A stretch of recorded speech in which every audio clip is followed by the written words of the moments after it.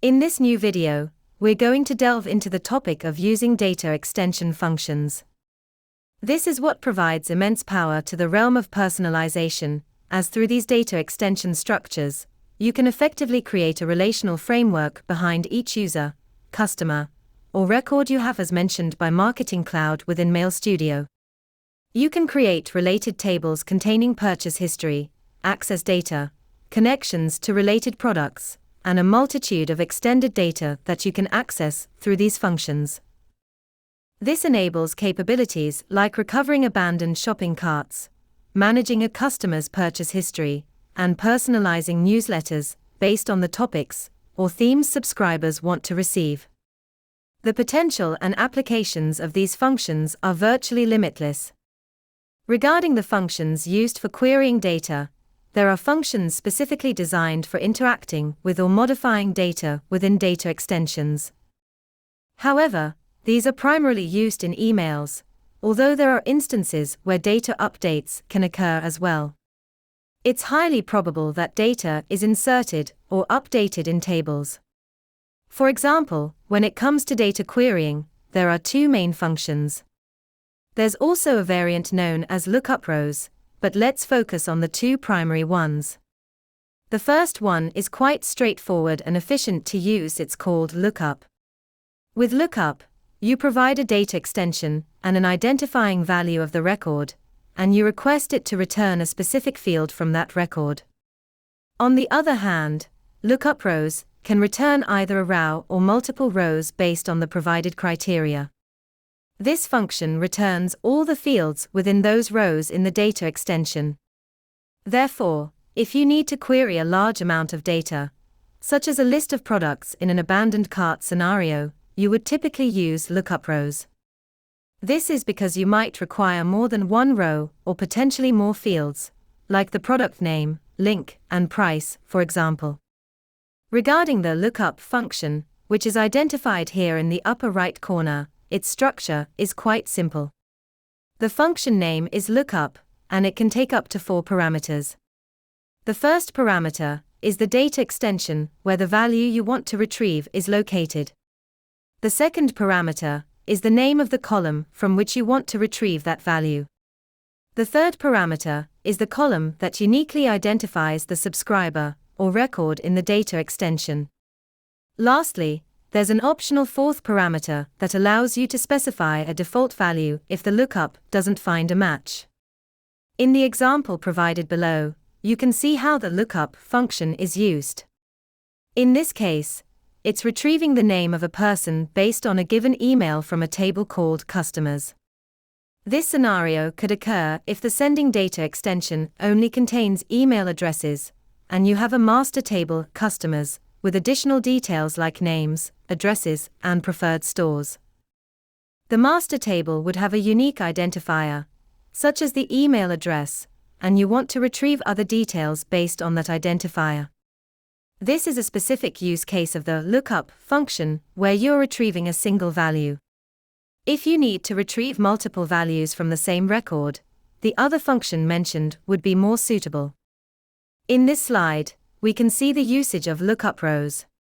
In this case, it will return multiple rows and all the columns for each of those rows.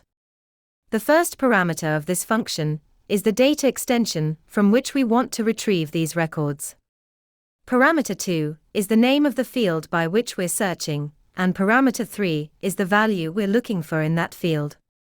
You can also add more pairs of search criteria, which means adding another column name and its corresponding value. There are also variations of this function that you can find in the AMPscript documentation.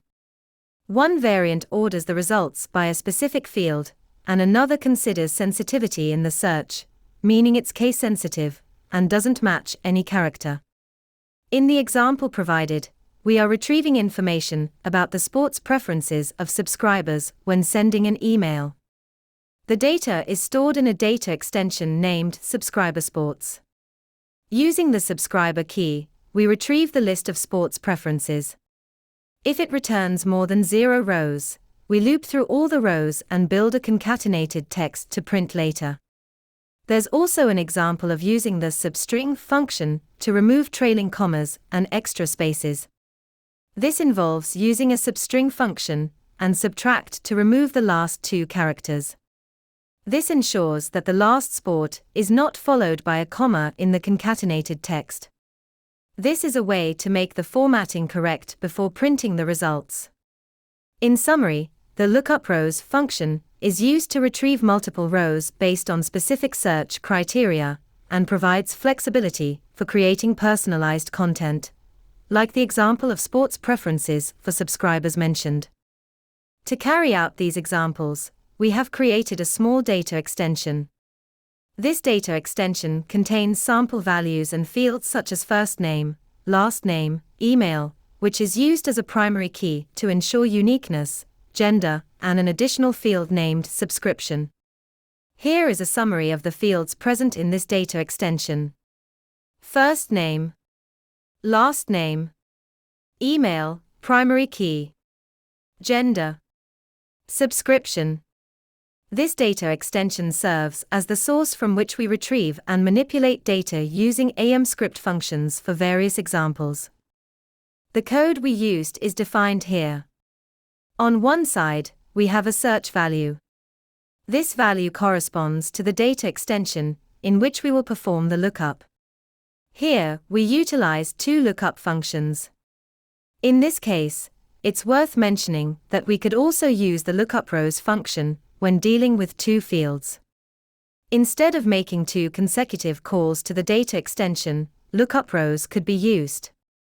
However, for the sake of this example, we've structured it this way. We retrieve the name and gender based on the email. Depending on the response, we personalize their treatment and then print it. And now let's see how the result of this code would look.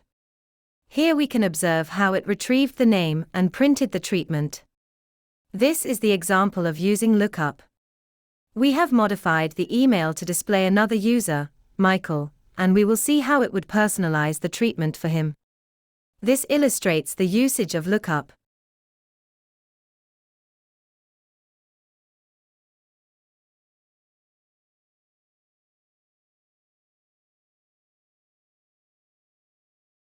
For this other example that we've prepared to use LookupRows, first we'll show you the data extension.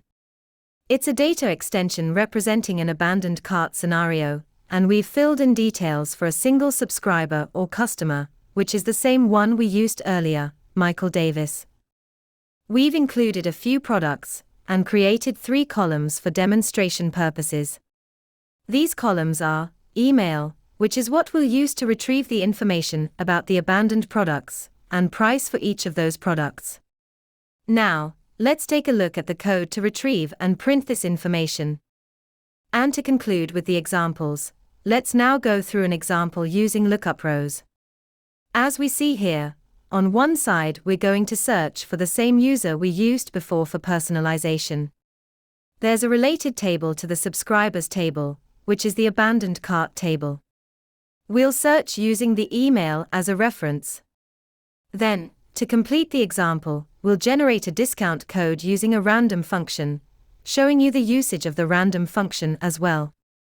This function will generate a number between 10,000 and 99,999, which will concatenate to the word discount. Then, we'll retrieve these rows. If it locates rows, the loop will begin from 1 up to the number of rows retrieved. We'll store the product name and its price, and then we'll print them out.